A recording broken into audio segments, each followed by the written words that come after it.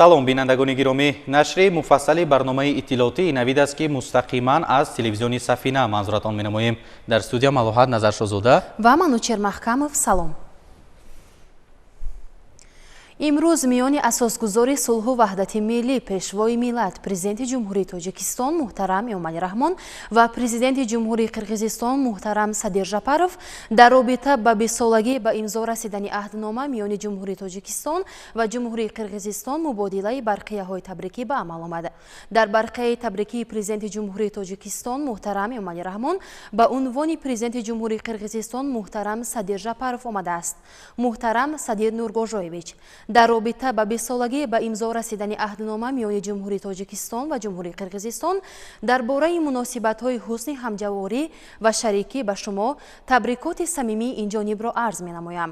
Ин санади бунёди асосҳои ҳуқуқии муносибатҳои кишварҳои моро дар шароити нави давлатдорӣ таҳким бахшида, заминаи мусоиди рушди ҳамкориро дар ҳама соҳаҳои мавриди таваҷҷуҳи тарафайн фароҳам овард. бовар дорам ки татбиқи амалии муқаррароти аҳднома дар оянда низ барои пешбурди босамари ин раванд бар асоси усулҳои созандагӣ, равобити дӯстона, ҳамсоягии нек, эҳтиром ва эътимоди байни ҳамдигарӣ хизмат хоҳад кард. Дар ин зимн алоқамандии ҷониби Тоҷикистонро ба идомаи муколамаи байнидавлатии ду кишвар ва талошҳои муштараки минбаъда ҷиҳати густариши бомароми робитаҳои гуногунҷанбаи ҷонибҳо таъкид менамоям. Бо истифода аз фурсати муносиб ба шумо муҳтарам Садир Нургожоевич, сиҳатмандии бардавом ва дар фаъолияти давлати комёбиҳо ба мардуми Қирғизистон сулҳу суботи пойдор ва пешрафту шукуфоӣ орзу менамоям. дар барқияи табрикии президенти ҷумҳурии Қирғизистон муҳтарам Садир Жапаров ба унвони президенти ҷумҳурии Тоҷикистон муҳтарам Эмомалӣ Раҳмон чунин гуфта шудааст: муҳтарам Эмомалӣ Шарифович, табрикоти маро ба муносибати санаи ҷашнии 20-солагӣ ба имзо расидани аҳднома оид ба муносибатҳои ҳусни ҳамҷаворӣ ва шарикӣ байни ҷумҳурии Қирғизистон ва ҷумҳурии Тоҷикистон қабул фармоед. итминони комил дорам ки таҳкими муносибатҳои неки ҳамсоягӣ дар заминаи эҳтироми ҳамдигар, эътимод, ризоият ва баробарҳуқуқӣ заминаи зарурӣ барои рушди минбаъдаи ҳамкории бисёрҷанбаи дуҷониба ташкил дода ҷавобгӯи манфиатҳои умумии мардумони мо мебошад. бовар дорам ки мо дар такя ба натиҷаҳои мавҷуда ва бо талошҳои муштарак метавонем таҳкими минбаъдаи муносибатҳои неки ҳамсоягӣ ва шарикии мардумони Қирғизистону Тоҷикистонро таъмин намоем. ба шумо муҳтарам Эмомалӣ Шарифович, саломатии бардавом, неку аҳволӣ ва дар фаъолияти давлатиятон муваффақият, инчунин ба мардуми Тоҷикистон сулҳу шукуфоӣ хоҳонам.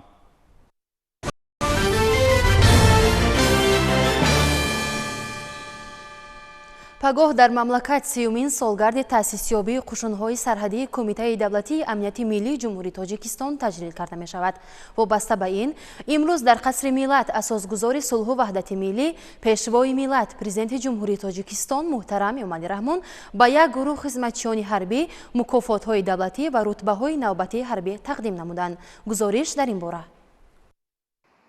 27 май дар қасри миллат асосгузори сулҳу ваҳдати миллӣ, пешвои миллат, президенти ҷумҳурии Тоҷикистон муҳтарам Эмомалӣ Раҳмон ба муносибати 30-солагии таъсисёбии қушунҳои сарҳадии Кумитаи давлатии амнияти миллии ҷумҳурии Тоҷикистон ба як гурӯҳ хизматчиёни ҳарбӣ мукофотҳои давлатӣ ва рутбаҳои навбатии ҳарбӣ тақдим намуданд.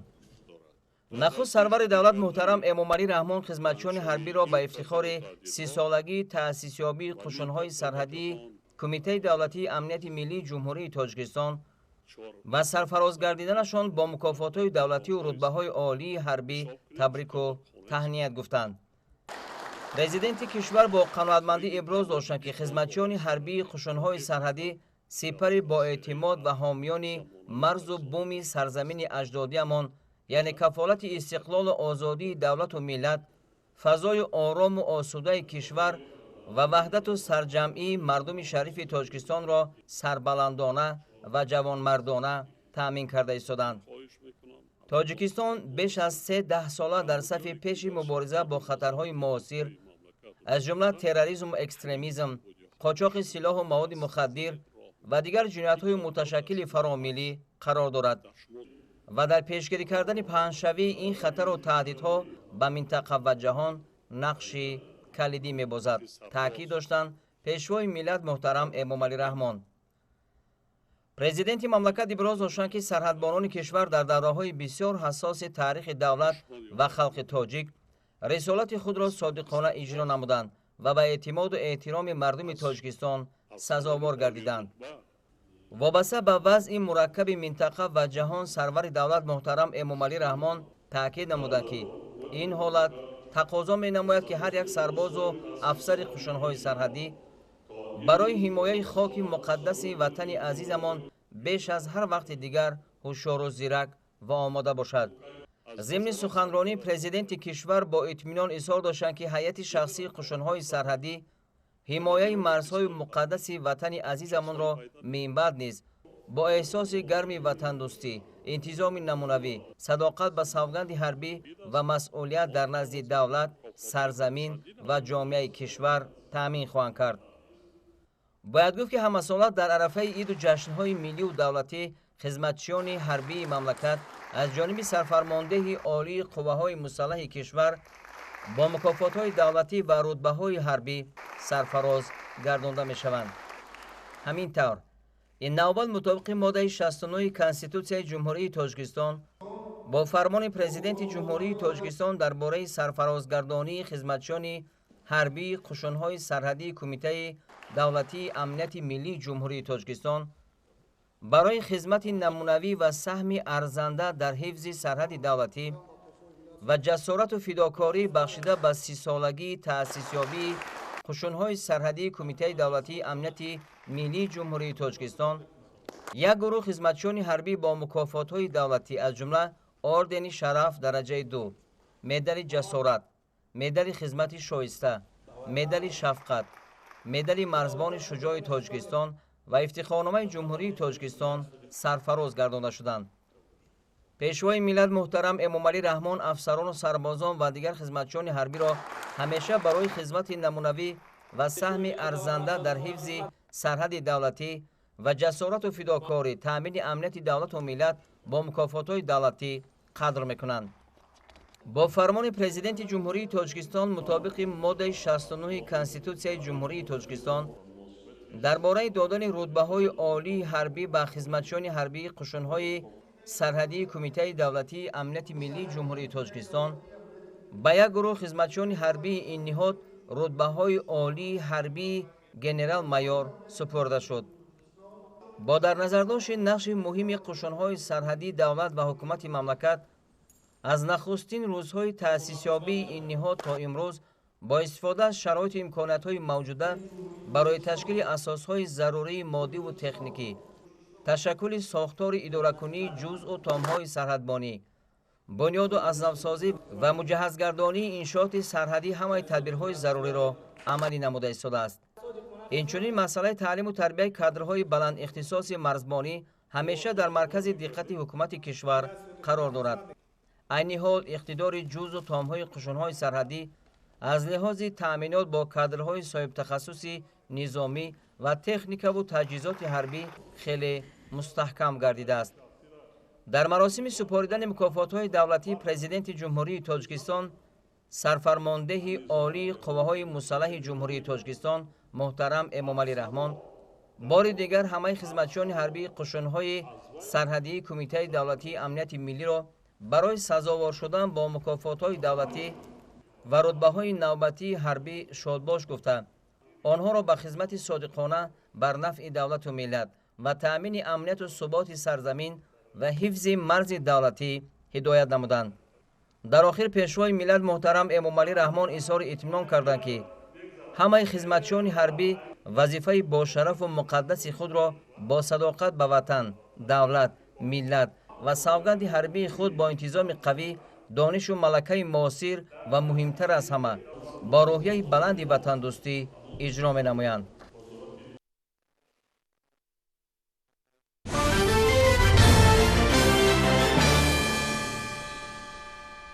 امروز در قصر ملت اساسگزاری صلح و وحدت ملی پیشوای ملت پرزیدنت جمهوری تاجیکستان محترم امامعلی رحمون وزیر کارهای داخلی فدراسیای روسیه ولادیمیر کالاکولتسف را که با سفر کاری به تاجیکستان تشریف آورده است به حضور پذیرفتند. ضمن صحبت وضع و دورنمای همکاری مقامات حفظ حقوق تاجیکستان و روسیه و دیگر موضوعهای مهم دوجانبه بررسی شدند. به همکاری دو کشور در بخش‌های مهاجرت کاری و امنیت توجه خاصه ظاهر کرده شد. سرور دولت اهمیت تحکیم منبعدی رابطه‌های وزارت‌های کارهای داخلی اینچنین نتیجه‌های پرثمر کاری مشترک ساختارهای داخلدار هر دو دولت را در سمت پیشگیری و آشکار نمودن جنایت‌ها، مبارزه با تروریسم، اکستریمیسم، قاچاق مواد مخدر و دیگر شکل‌های جنایت‌های متشکل فرامیلی تاکید نمودند. با قناعتمندی و کوشش جانب‌ها جهت تطبیق عملی تفاوتاتی که چند قبل در سطح عالی اوید به حل مشکلات ساحه مهاجرت حاصل شده بودند اشاره گردید. پیشوای ملت به خصوص اهمیت قبول تمام چاره‌های ضروری را بهره تحکیم حفظ حقوقی و اجتماعی مهاجران کاری تاجیک که در قلمرو روسیه قرار دارند تاکید نمودند. قابل ذکر است که وزیر کارهای داخلی فدراسیای روسیه همراه با هیئت کلان حکومتی برای برگزاری دور نوبتی مذاکرات اوید به مجموع مسائل همکاری جانب‌ها در ساحه مهاجرت به دوشنبه تشریف آورده است.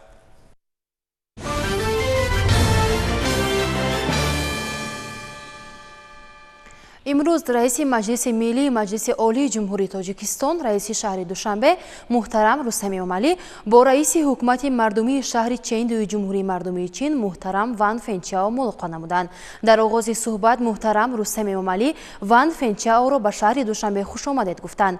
تاکید گردید که مکالمه دائمی دوستانه و با اعتماد پرزیدنت جمهوری تاجیکستان محترم امامعلی رحمون با رئیس جمهوری مردمی چین محترم سی جین پین عامل مهمی مناسبت شریک استراتژی دو کشور محسوب می‌یابد. جانب‌ها گسترش همکاری‌ها را در سطح شهرهای دوشنبه و چندو از روی سمت‌های مورد توجه طرفین خوب ارزیابی نموده اوید به توسعه همکاری‌های تجارتی و اقتصادی، فرهنگ و معارف، تندرستی و ورزش و دیگر سمت‌های برای هر دو جانب منفعت بخش تبادل نظر کردند.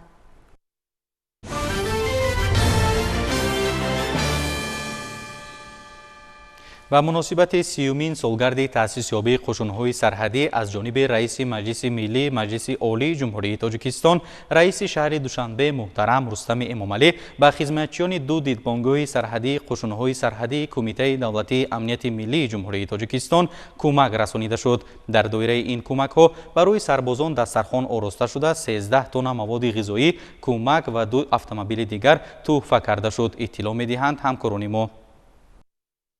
سرحد در قطور ملت، زبان و ارزش‌های ملی نشانه مهم و مقدس صاحب استقلالی کشور می باشد.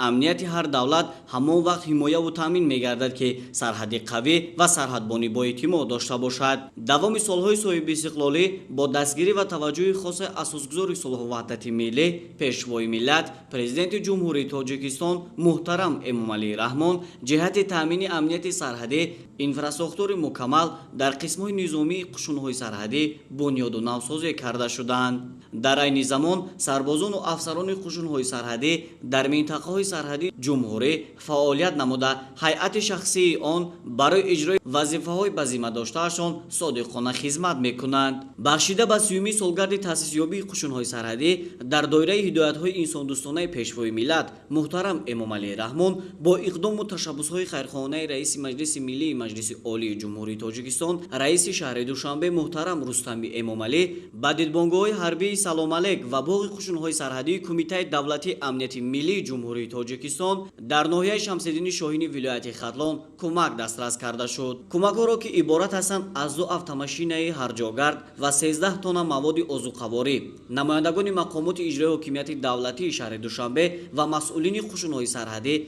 دسترس نمودند. مواد عضوقواری که به سرحدبانان تقدیم شده از آرد، شکر، روغن، برنج و دیگر مواد خوراکواری عبارت بود. در این روز همچنین برای سربازان وطن дастархони идона ороста шуд. Дидбонгоҳои ҳарбии Салом алек ва боғи қушунҳои сарҳадии Кумитаи давлатии амнияти миллии ҷумҳурии Тоҷикистон дар ноҳияи Шамсиддин Шоҳин дорои имкониятҳои муосир барои хизматчиёни ҳарбӣ буда, сарбозону афсарони ин қисми низомӣ бо шукргузорӣ аз дастгириҳои пайвастаи роҳбарияти олии давлату ҳукумати ҷумҳурии Тоҷикистон аз уҳдаи иҷрои ин рисолати басо пурмасъулият, яъне ҳифзи сарҳади давлатӣ бо сарбаландӣ баромада, бо иродаи қавӣ ва дуои неки падару модарон дар ҳифзи сарзамин содиқона камаи ҳиммат бастанд.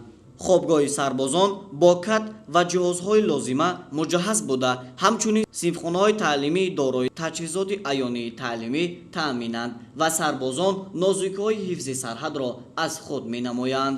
сараввал миннатдории худро ба сарфармондаи олии қувваҳои мусаллаҳаи ҷумҳурии Тоҷикистон, генерали артиш, асосгори сулҳу ваҳдати миллӣ, пешвои миллат муҳтарам Эмомалӣ Раҳмон мерасонам ва миннатдории худро инчунин ба раиси шаҳри Душанбе муҳтарам Рустам Эмомалӣ мерасонам, ки ба сарҳадбонони кишвар чунин ғамхориҳои беандоза нозир мекунанд ва имрӯз боиси хушнудӣ ва сарфарозист, ки бахшида ба ҷашни 30-солагии таъсисёбии қушунҳои сарҳадии ҷумҳурии Тоҷикистон техникаҳои замонавӣ ба сарҳадбонони марду буми кишвар эҳдо намуданд.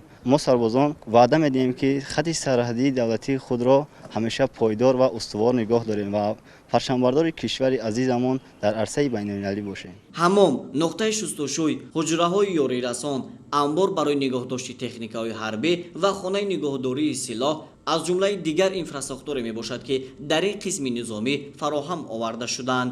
ҳукумати ҷумҳурии Тоҷикистон бо мақсади дар сатҳи баланд нигоҳ доштани омодабошии ҷангӣ, беҳтар намудани шароити моддӣ, техникӣ ва боз ҳам беҳтар намудани вазъи иҷтимоии афсарону сарбозони қушунҳои сарҳадӣ пайваста ғамхорӣ зоҳир намуда тадбирҳои зарурӣ меандешанд.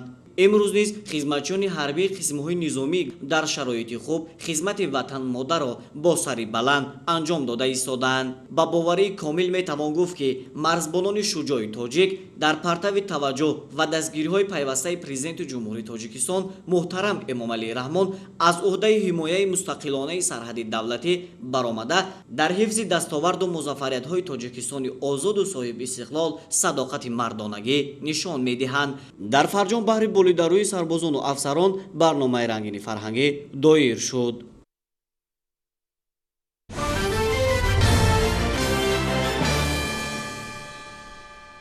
дар ноҳияи Муминободи вилояти Хатлон 17 корхонаи саноатӣ фаъолият доранд.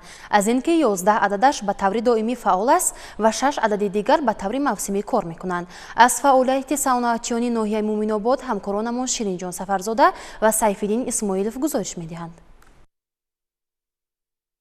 эълон гардидани солҳои 2022-2026 солҳои рушди саноат дар шаҳру ноҳияҳои кишвар ба бунёду фаъолгардонии коргоҳу корхонаҳои нави саноатӣ замина гузошт.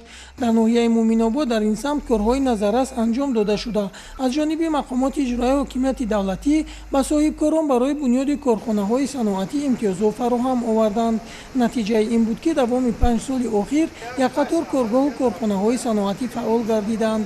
соҳибкори маҳаллӣ Сайфиддин Миров бо дар назардошти талаботи ширкатҳои сохтмонӣ ва сокинони ноҳия ба масъулияи сохтмонӣ корхонаи сангу шағалро дар деҳаи Файзободи ҷамоати деҳоти Деҳи Баланд мавриди истифода қарор додааст. айни замон дар корхонаи мазкур бо дастрасӣ ба техникаҳои пуриқтидор ва шароити муҳайё гардида истеҳсоли намудҳои гуногуни шағалу қум ва дигар намуди маҳсулоти сохтмониро ба роҳ монданд. баъди ба истифода супоридани корхона нархи маҳсулоти сохтмонӣ аз ҷумла сангу шағал паст гардида, сокинон имкони харидории онро бо нархи дастрас ва хароҷоти кам пайдо карданд.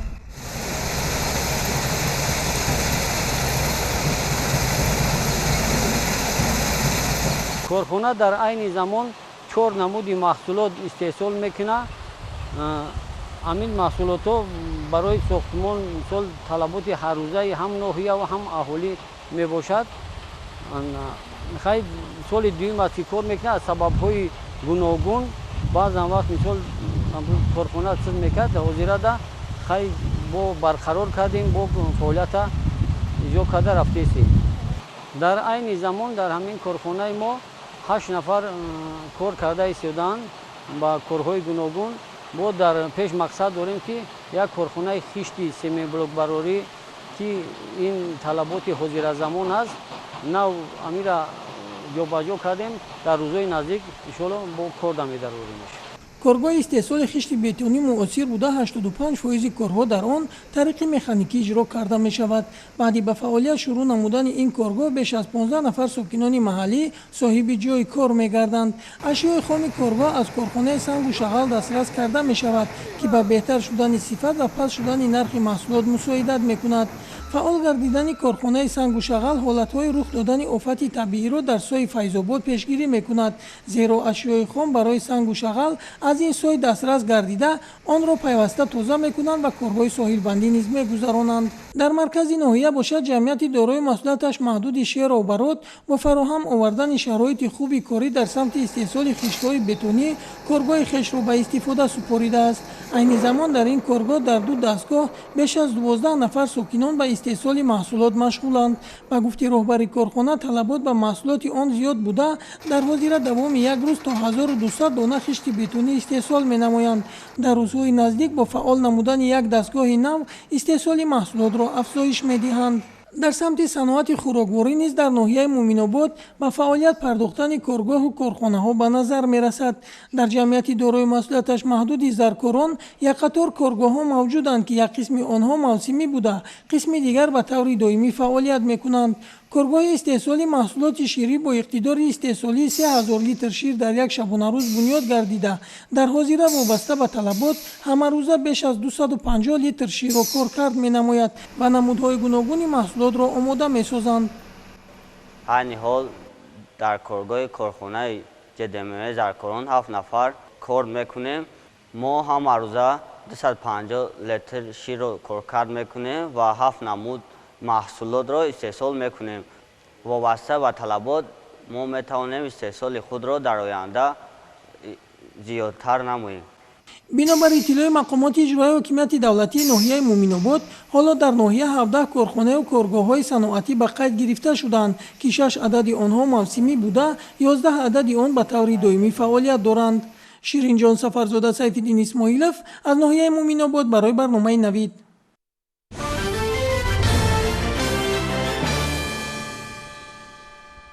шароити табиии тоҷикистон барои бунёди боғҳои писта мувофиқ аст.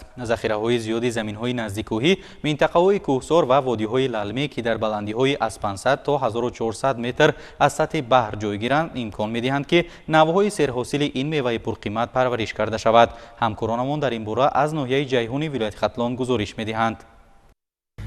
ин дарахтони пурбори писта қисмате аз майдони пистазори хоҷагии ёрирасони ҷамъияти дорои масъулияти маҳдуди салосаи ноҳияи ҷайҳун мебошад ки бо ном боғи модарӣ машҳур аст. зеро аз замони таъсиси хоҷагии мазкур зиёда аз 10 сол сипарӣ мегардад ки ин дарахтон дастархони мардумро бо ҳосили хушсифати писта пур месозад. пистазори хоҷагии ёрирасон ба иттилои масъулин сар карда аз боғҳои нав таъсис дода 65 гектарро ташкил медиҳад. соли 2009 писта аз эрон ба миқдори 1000 бех оварда шинонда 2011 пайванд карданд. баъд аз амун аз дохили ҳамон пистаи ҷамъ карда шуда пистаҳое ки барои ҳосили онҳо дар корша шинонда инкишофи ҳамин пистапарвариро дар ҳамин давом доданд. 30 гектар зиёдтараш ҳосилдеҳ мебошад.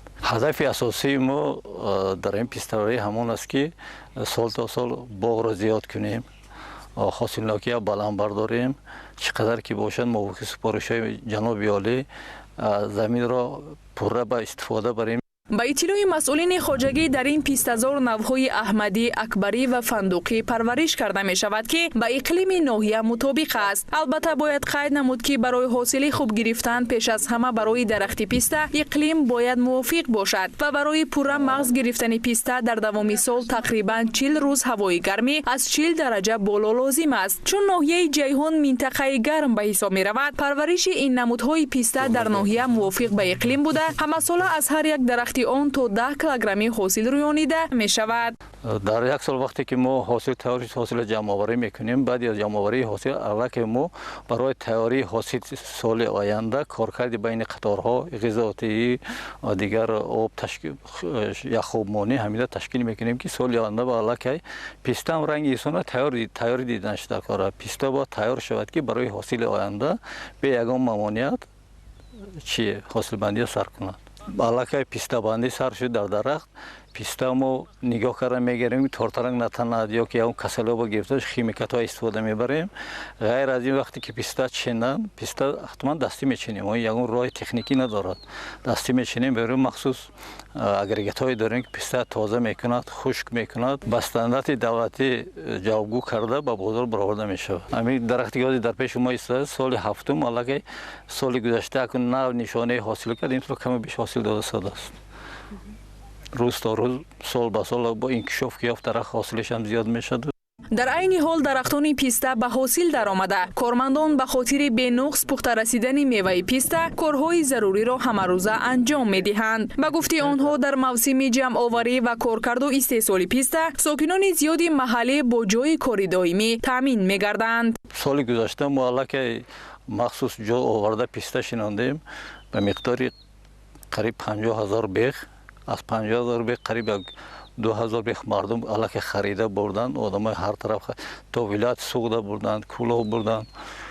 ғайр аз ин ҳозир мо ниҳоли ҳамин сол бо порсол ниҳолое ки шинондем инсо пайванд кардем ба пайванд варга аллакай мо метавонем ки аз моҳи ноябр канда он ниҳоли тайёр ба мардум дастрас карда тем барои бурдани ҳосили гирифтан шуд. мардум ниҳоли пайванда мебарад тайёр аллакай дар муддати 4-5 сол соҳиби писта мешавад. шароити мусоиди ин минтақа имкон медиҳад ки на фақат талаботи дохилӣ бо ниҳолу тухмӣ наву шаклҳои пурарзиши писта таъмин шавад балки метавонад барои фурӯш берун аз ҳудуди кишвар низ бароварда шавад чунки тухми навъҳои пистаҳои серҳосили ин хоҷагӣ дар кишварҳои ҳамсоя низ талаботи зиёд дорад, мегӯяд ҳамсӯҳбати мо. гузориши шаҳлои аҳмадхон Толибҷон Сайфов бар барномаи иттилооти Навид аз ноҳияи Ҷайҳун.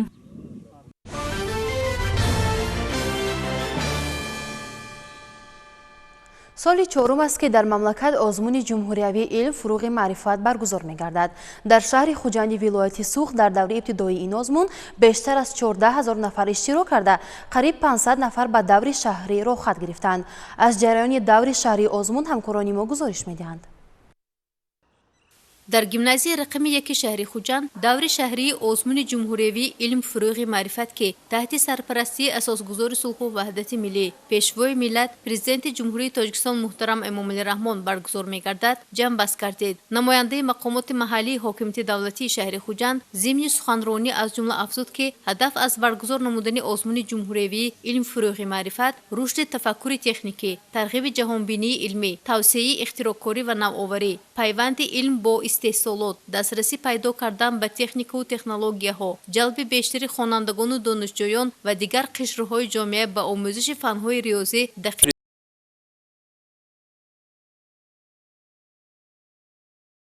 Президент ҷумҳурии Тоҷикистон асосгузори сулҳу ваҳдати миллӣ пешвои муаззами миллат таи 4 сол аст ки озмуни бонуфузи ҷумҳуриявии илм фурӯғи маърифат баргузор мегардад.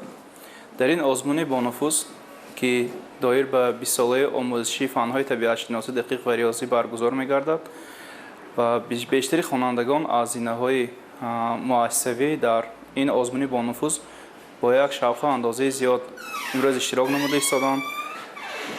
аз рӯи иштироки хонандагон дар олимпиадаҳо ва озмунҳои сатҳи ҷаҳонӣ барои мо маълум гардидааст ки имрӯз озмуни илм фурӯғи маърифат бештар хонандагонро ба худ ҷалб намудааст. баргузории озмуни мазкур таи солҳои охир нишон дод ки миёни ҷавонону наврасони кишвар таваҷҷӯҳ ба омӯзиши илмҳои риёзӣ дақиқ ва табиӣ ба маротиб зиёд гардида барои дарёфт ва тарбияи мутахассисони баландихтисоси муҳандисию техникӣ замина гардидааст. хеле мамнун аз он ҳастем ки ин рӯзҳо хонандагони мо дар даври дуюми озмун оид ба илм фурӯғи маърифат ширкат варзида истодаанд аз фанни география ва кӯшиш ба харҷ дода истодаанд ки то ин ки дониши худро ҳам аз ҷиҳати амалӣ ва ҳам аз ҷиҳати шифоӣ баён намоянд ва дар ҳамин асос гуфтаниам ки чунин дастгириҳои ҳукумати шаҳр, ҳукумати вилоят, маорифи шаҳр, муаврифи вилоят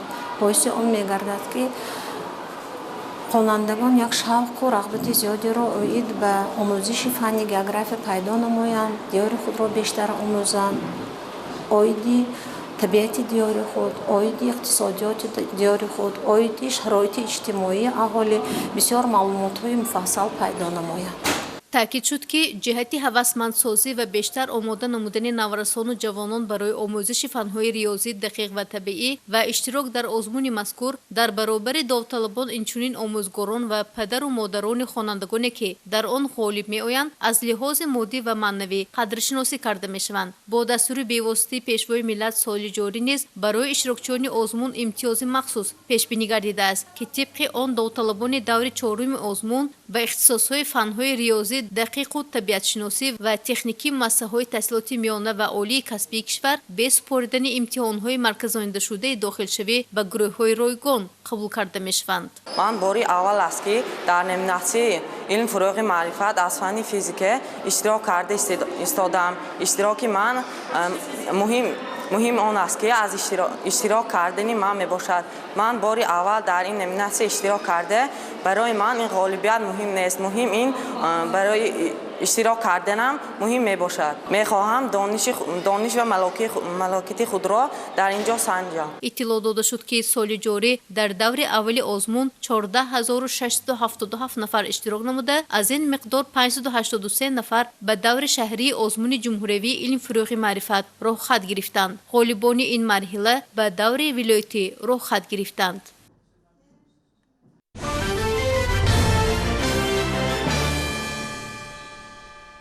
бо ташаббуси кумитаи кор бо ҷавонон ва варзиши назди ҳукумати ҷумҳурии тоҷикистон дар якҷоягӣ бо муассисаи давлатии рӯзномаи ҷавонони тоҷикистон ба муносибати рӯзи ҷавонони тоҷикистон озмуни ҷумҳуриявии тараннуми ватан роҳандозӣ гардида буд. дар ин озмун рӯзноманигорон, омӯзгорону донишҷӯёни донишгоҳҳо, мутахассисон ва кормандони дигар ниҳодҳои давлатӣ ширкат намуданд. дар доираи як чорабинии тантанавӣ озмуни мазкур натиҷагирӣ гардида, ғолибон муайян ва бо диплому мукофотҳои молию пуллӣ қадрдонӣ гардиданд. тафсилоти бештар дар гузориши ҳамкоронамон.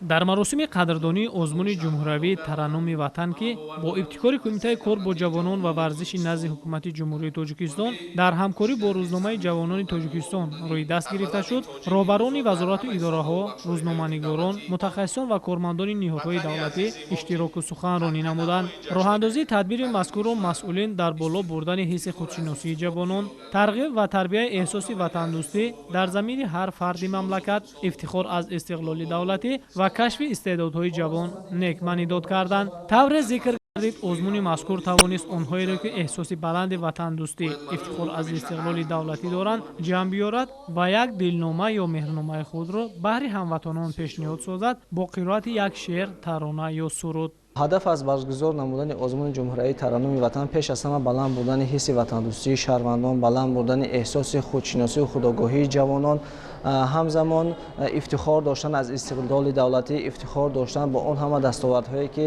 дар замони соҳибистиқлолӣ мо таҳти роҳбарии президенти ҷумҳурии тоҷикистон муҳтарам эмомалӣ раҳмон ба даст овардаем. бояд ифтихор аз ҳама ин дастовардҳо дошта бошанд. дар баробари ин агар чуноне пешвои миллат дар ҳама баромадҳояшон қайд мекунанд ки мо ки ватани худамонро не ки бо замон, балки бо қалбмон дӯст дошта бошем.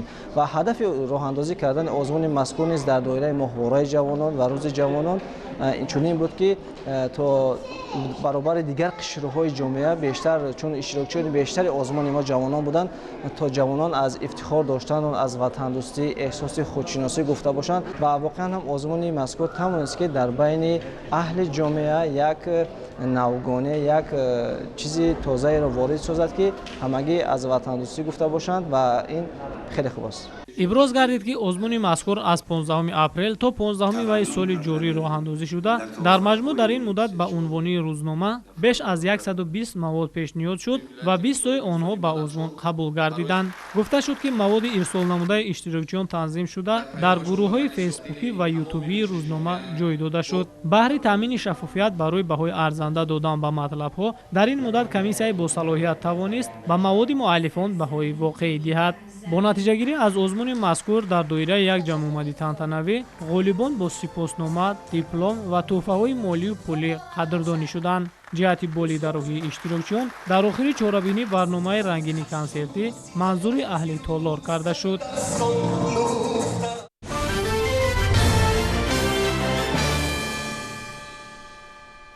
муҳассилини мактаби бачагонаи мусиқии рақами 5 ба номи Аминҷон Шукӯҳӣ шаҳри Душанбе бо ташкили як барномаи консерти ҳисоботи соли таҳсилро ҷамъбаст намуданд.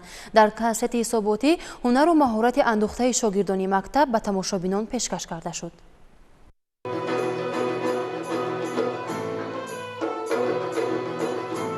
дар толори фарҳангии раёсати фарҳанги шаҳри Душанбе хонандагон ва омӯзгурони мактаби бачагонаи мусиқии рақами 5 ба номи Аминҷон Шукӯҳӣ консерти ҳисоботӣ пешниҳод намуданд. ин консерт ҳисоботи яксолаи эҷодии омӯзгурон ва хонандагон мебошад ки дар давоми таҳсил ҳунару маҳорат омӯхтаанд.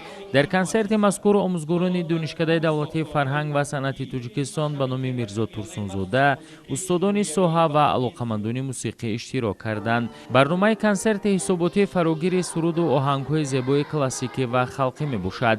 хонандагон дар ин муассиса аз рӯи ихтисосҳои фортепиано, созҳои торӣ, асбобҳои нафасӣ, созҳои зарбӣ ва шӯъбаи назарияи мусиқӣ таълим мегиранд. хурсандиовар аст ки хонандагони муассисаи давлатии мактаби бачагонаи мусиқии рақами 5 ба номи Аминҷон Шукӯҳӣ соли хониши таҳсилро бо консерти ҳисоботӣ ба охир расонида ва аҳли кормандони мактаб кӯшиш ба харҷ дода истоданд ки дар фазои фарҳангии пойтахт саҳмгузор бошанд. дар барномаи консерти ҳисоботӣ 15 номер буд ва дар он қариб ки ҳамаи асбобое ки дар муассиса фаъолият доранд иштирок намуданд. омӯзгурони муассисаи мазкур дар назди худ вазифа гузоштанд ки ба насли имрӯз таърихи гузаштаи ниёгон, фарҳанги пурғановат, анъанаҳои пурарзиши шахсиятҳои бузургу нотакрор ва комёбиҳои гузаштаву имрӯзаи миллати тоҷикро муаррифӣ намоянд ва хонандагони муассисаро чун инсонҳои фозилу донишманд ва овозхону мутрибони комил ба воя расонанд. дар анҷоми барномаи консертӣ ба омӯзгурону хонандагони фаъол ифтихорномаҳо тақдим гардид.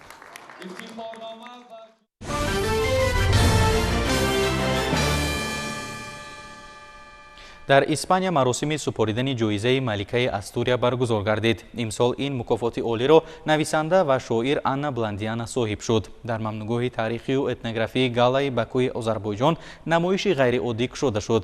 шарҳи хабарҳои хориҷи кишвар дар саҳифаи навбатии барнома. дар маросими тантанавие ки бунёди Маликаи Астурия аз шаҳри Овидио дар шимолу ғарби Испания баргузор шуд, ҳайати ҳакамон эълон карданд ки ҷоизаи асосӣ ба Анна Бландиана дода шудааст. ин ҷоиза ҳамасола барои саҳм дар рушд ва такмили эҷодиёти адабӣ дар ҳама жанр